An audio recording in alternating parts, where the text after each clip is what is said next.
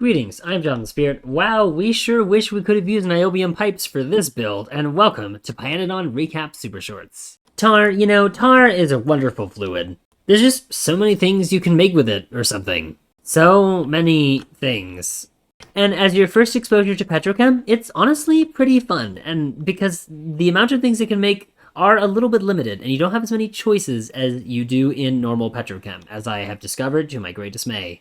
So, starting your petrochem with tar is a great introduction to all of the madness that petrochem can be, because it sure is madness. Before we talk about this actual tar system, we should probably talk about where we're getting the tar. We're getting it from a tar extractor, which extracts tar from tar pits. It does so at a rate of 100 per second, which means this 508 million tar will last us 1,400 hours, which, if you're wondering, is a lot of hours. Now, you may be thinking, Jonathan, there are no tar pits anywhere in the world. Tar pit isn't a thing that any of these resources are called. That would be right. You would be correct. That's because instead, in world, there are these things called bitumen seeps. Bitumen seeps are small little spills of what they call bitumen, and they are indicative of there being some kind of hydrocarbon deposit underground. I don't know whether that's realistic, but what's certainly not realistic is you can choose what that underground deposit will be. You have three options. You can slap down a natural gas derrick to get raw gas, you can slap down a small oil derrick to get crude oil, or, like in our case, you can slap down a tar extractor to get tar. Here is the place where we slap down a small oil derrick to get crude oil. We haven't used it yet because the petrochem build is scary, and I still don't want to build it. And actually, I did not come up with the most of the pipe routing for this thing either. Arch was in charge of the most of the pipe routing and did very, very well at it, and I learned from him. He sure did wish he had niobium pipes when he made this, though. Because niobium undergrounds are like at least 3 times as long, I think like 5 times as long as pipe to grounds. And he could have saved so many undergrounds. Pretty much every time Arch and I use a niobium underground pipe, we say, I love niobium pipes. They're just so good because they go so far. Anyway, to actually turn a bitumen seep into a source of tar or oil or raw gas, you slap down one of these extractors, but then you have to provide them with drilling fluid. As you can see, there's a drilling fluid pipe to this small oil derrick. It used to take drilling fluid, but then it finished and didn't need drilling fluid anymore. If you want to know how long it'll take for a bitumen seep to be extracted, you can look at the amount in the bitumen seep. This bitumen seep has an amount of 1581. That means it'll take 1581 seconds to mine, which is 26 minutes, and it will consume 10 times that amount in drilling fluid, so 15,000 drilling fluid. Making drilling fluid requires a variety of random things, like soil and sand, but also clay. Clay is the most annoying part because it requires steam, only at a temperature of 150 degrees steam, though. We're sourcing that steam from our rubber creation, because rubber creation has a polybutadiene producer which makes so much steam. Except when it's not running, in which case it makes no steam, which can be bad. Point is, steam to clay, clay to drilling fluid. So much drilling fluid. Look at all that drilling fluid. And then that drilling fluid goes to the part of our base where we collect items and fluids from the bus and send them out into train land. Anyway, we brought that drilling fluid over via temporary stops. And then we had tar at a rate of 100 per second for what basically counts as forever. 1,400 hours is a long time, considering that we've only been playing for about 160. Anyway, so what exactly are we doing with this tar? Well, when we have too much of it, we overflow it over to the train stop section so that we can send tar out to the rest of the world if we need to, which we sometimes do. But with higher priority, it gets sent to these tar processing units, which use an obscene amount of steam and turn tar into middle oil, creosote, anthracene oil, and pitch. Pitch required the most buildings to deal with, destructive distillation columns turning pitch and even more incredibly difficult steam to turn into coke, hydrogen, light oil, naphthalene, and more anthracene oil. Our friend light oil turns into aromatics and gasoline, which are both pretty cool and useful.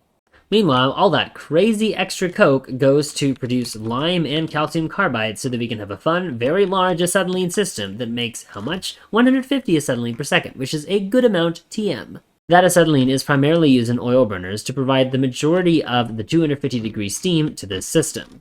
But we do export a little acetylene as a treat. We also export anthracene oil because it is eventually going to be used for rubber, and I think probably some other things, I guess. But what do we do with the naphthalene? The true reason for the season being, wow, we should make a whole new tar processing build, despite the fact that the one we made in our old base like 150 hours ago is still running at full speed and does lots of great things for our bus base. Man, I can't believe it's still going, like what the fuck. The true reason for the season is having organic solvent, which makes rubber way more efficient, at least double as efficient, I think. Yeah, it's 2 rubber per latex compared to 1 rubber per latex, which is pretty cool and double. Organic solvent comes from naphthalene and carbolic oil. We are also getting carbolic oil from processing middle oil somewhere. Here we go.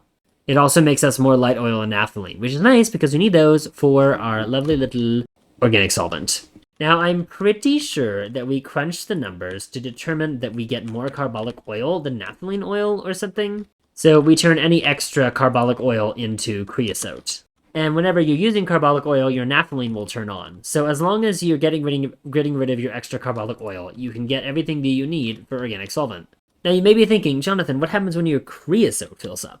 Surely your carbolic oil will back up, and then the thing that makes carbolic oil or naphthalene won't run anymore, and then you won't have naphthalene for your carbolic oil to make organic solvent, and everything will explode and die, and it'll be so sad. No, no, no. We do in fact void excess fluids, but you may be thinking, Jonathan, you have fluids greater than 80% in your system right now, and you're not voiding them. And the answer is because we don't want to throw shit away. And for that reason, we've set up an elaborate circuit system which voids things whenever we need to make more of fluid. Actually, I'll explain it later. Point is, the creosote gets voided whenever we need more organic solvent, and I will explain why that happens soon. One last fun little factoid about our tar processing system is that it turns coke into acetylene. Wait, I already talked about that. Haha, silly me. Okay, that means it is time to talk about our ventilation system. Our build is exporting many fluids: carbon dioxide, hydrogen, anthracene oil, acetylene, organic solvent, gasoline, which is super, I love gasoline, creosote, aromatics, and tar. And you'll notice that all of them are full with 29,000 or 28,000 fluid. When that situation happens, and we have everything we need, we think that there is no reason to void fluid and make the tar processing system run always, because that would be a waste of tar and a waste of power. So we should turn off the build whenever all of the pie tanks are completely full. And then, when the build suddenly turns on, we will discover that we need more power than we have, and it'll be great, something that all of our entire base is going to do soon, probably. But we will cross that bridge when we come to it. We have lots of power, right? Oh, right. I forgot that the coal power plant turned off in episode 3. We haven't played since I recorded that episode, so I promise this is the situation which will eventually be fixed by an episode that you have seen. Anyway, so we want to turn off the build when we have all the fluids we need, but when we do not have enough of any one fluid, we need to start voiding everything so that the build keeps going. As you can see, we are surrounded by many sinkholes and gas vents, except, I guess, for the sinkhole for organic solvent, because we didn't have the materials for a sinkhole at the time. Wow, that's kind of fucked. Oopsie. Maybe I'll fix that one day. We didn't expect that to ever happen because you always need organic solvent for rubber for science, but okay. So each of these venting objects has pumps attached to it. And those pumps will go if any of their fluids have signals greater than 0. And you may be thinking, all of your fluids have signals greater than 0. That's not good. But the red network that contains all of these pumps is only connected to this one decider combinator, which outputs a signal of 1 for every product which is greater than 28,000. So you'll notice that this decider combinator is outputting a signal of 1 for each and every one of the fluids, because they're all greater than 28,000. Yet, as you'll notice, none of the pumps are running. In fact, they don't think they have any signals at all. That's because we have another arithmetic combinator connected to this little red network, which applies a signal times -1. But what is this signal? When everything is greater than 26,000 at the same time, then the decider combinator will send all of those signals over with a signal of 1. It'll send those signals to this arithmetic combinator. So when all of the tanks are full, we'll get a -1 signal coming out of this arithmetic combinator for every single fluid. As you can see, output signals -1 everything. And those -1s add to these positive ones so that your entire system only has a 0 for every fluid. And just like that, no voiding. So as you can see, if you don't have enough organic solvent, the creosote is going to start getting voided, and the carbolic oil will start getting used, and the naphthalene oil runners will start running.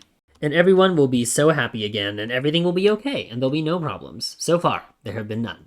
But hey, maybe you'll catch one with us when we are streaming on Tuesdays, like in the link in the description. This is gonna bite me in the ass if we ever decide to stop streaming, but we play every Tuesday, so it's probably gonna happen forever, question mark, question mark, question mark? Anyway, that's it for today's episode. Don't forget to name this tar build if you have any ideas. In the next episode, we'll talk about how all of our work so far has culminated in the marvelous feat of niobium. which gave us beautiful, beautiful niobium pipes, and definitely isn't powered by hopes and wishes. As always, if you have any feedback, I'd love to hear it. I hope you enjoyed!